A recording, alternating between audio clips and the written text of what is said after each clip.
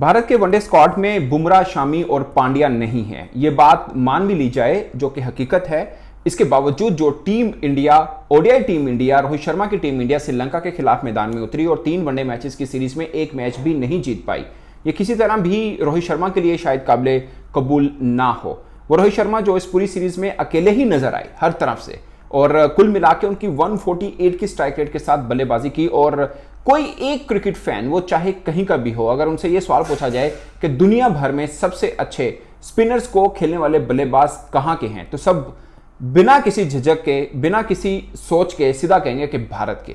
मगर Bharat spin track के ऊपर एक वनडे की सीरीज स्पिनर्स के हाथों हार जाते हैं। आप ये कह सकते हैं कि श्रीलंकन स्पिनर्स ने दरअसल भारत को ये वनडे सीरीज हराई है। विला लगे कभी 5 विकेट्स ले लेते हैं, कभी वनडे से 6 विकेट्स ले लेते हैं, और कुल मिला के भारत स्पिनर्स को नहीं खेल पा रही होती, ये एक खास बात है। और विला लगे में क्या क्वालिटी है कि हर बार वो भारत के लिए कड़ा इम्तिहान साबित होते हैं। पूरे वनडे सीरीज को आप उठा के देख लीजिए, उनके 108 रन है, जिसमें 67 नॉट आउट की एक इनिंग उनके पास है। 7 विकेट्स उन्होंने ली हैं 3 मैचेस में।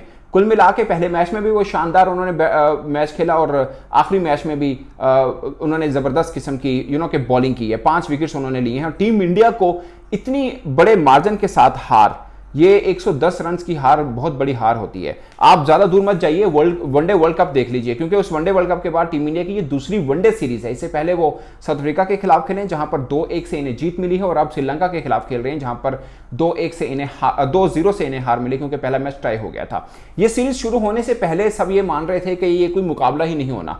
T20 का है कि श्रीलंका अभी लंका प्रीमियर लीग से फारिग हुई, शायद एक आधा मैच हरा दें, मगर सूर्या कुमार यादव की बेबी टीम, मैं कहूंगा, उसके सामने श्रीलंकन टीम कुछ नहीं कर पाई और सारे मैचेस हारे। और रोहित शर्मा की एक्सपीरियंस टीम के सामने श्रीलंका न जाने कहां से उभर के सामने, और कोलंबो का मैदान उनके लिए कुछ खास ही रहा, क्योंकि तीनों मैचेस वहीं पे खेले गए।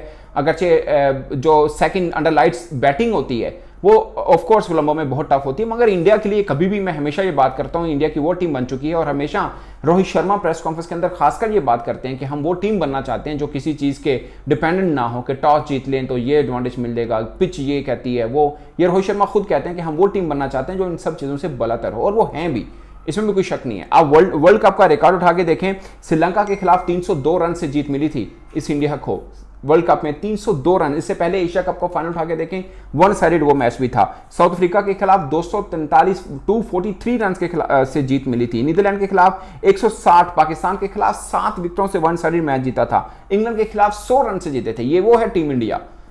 उसके बाद 2 इवेंट खेलती है, उसमें एक इवेंट में जीत मिलती है वनडे में, जो साउथ अफ्रीका के खिलाफ, वो बड़ा शानदार उनका रहा, अगरचे एक मैच वहां पे हारे थे, मगर साउथ अफ्रीका के यहाँ जाके सीरीज जितना खास बात है।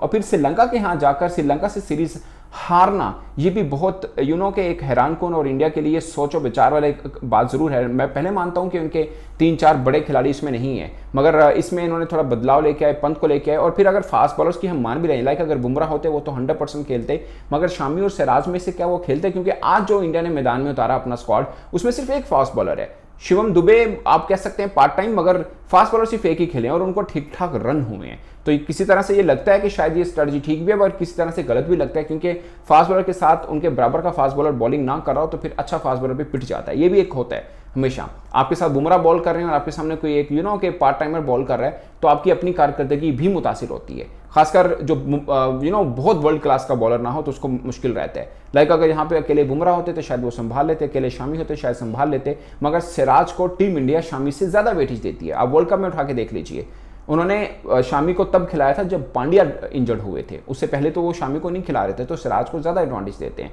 कुल मिला के वो अच्छे बॉलर भी हैं। और श्रीलंका के खिलाफ सिराज का रेकॉर्ड इतना शानदार, आप शायद फैंस के जहन में हो, फाइनल उठा के देखना एशिया कप का, सिराज अकेले ही नहीं खेले गए थे, अंडर 50 रन में शायद ढेर कर दिया था श्रीलंका की टीम को। सेम वर्ल्ड कप में उठा के देख लीजिए, सिराज मतलब वो हैं जो श्रीलंका के खिलाफ हमेशा अच्छी बॉलिंग करते हैं, मगर आज खास अंदाज के साथ श्रीलंका उनको खेला।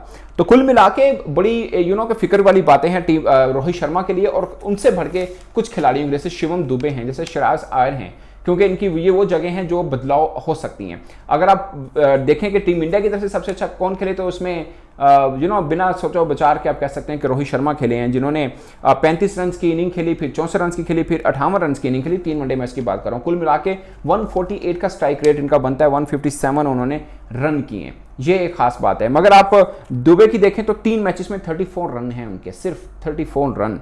आयश आयर के देखें तो 38 रन बनते हैं, मैक्सिमम 23 रन उन्होंने किए हुए हैं, 23, 7 और 8 की इनिंग खेली हुई है। तो ये इंडिया के लिए थोड़ी सी है कि ये 2 प्लेयर जिन जो बदलाव में आ सकते हैं। मैं हमेशा कहता हूं कि राहुल द्रविड़ की टीम होती तो सूर्य कुमार यादव उनके नीचे में वो लाजमी खिलाते हैं, क्योंकि उनको लगता है कि लास्ट में आकर 20-25 बॉल वो खेल लें तो मैच को साइड पे कर लेते हैं।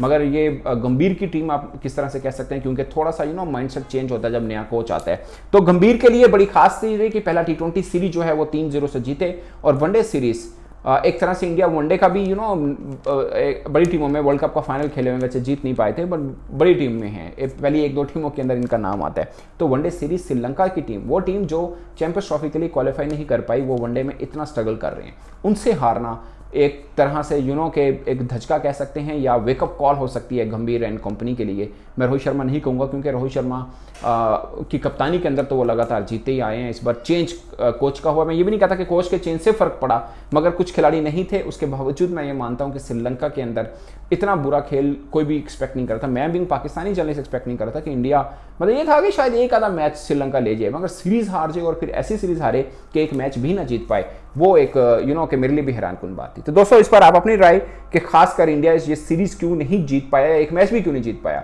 आप अपनी राय कमेंट के सूत्र में जरूर बताइएगा। मुझे लगता है कि ये रीजन नहीं हो सकती कि मेन प्लेयर नहीं खेल रहे, क्योंकि मेन प्लेयर तो T20 में भी नहीं खेल रहे थे। अब अपनी राय कमेंट के सूत्र में जरूर बताइएगा। मैं तो सप्ताह के लिए इतना ही, इजाजत दीजिए, अल्लाह हाफिज़।